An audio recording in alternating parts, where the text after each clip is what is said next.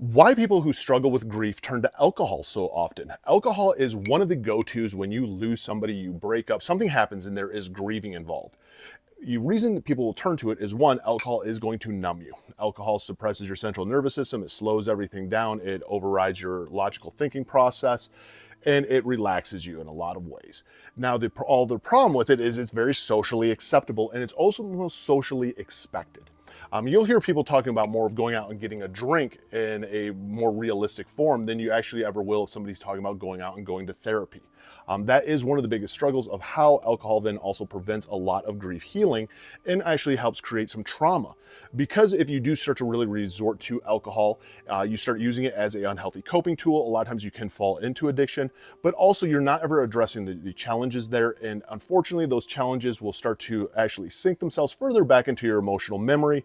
And now it comes out in forms of self-sabotage. That is one of the big struggles when it comes to actually resorting to alcohol instead of therapy for when it comes to grieving and actually processing through grief. And again, I lost a wife and a father to suicide. I've attempted suicide, diagnosed with major depressive disorder. And it's CBT therapy, EMDR therapy, DBT therapy are great if you do want to actually work on that grief and start addressing it.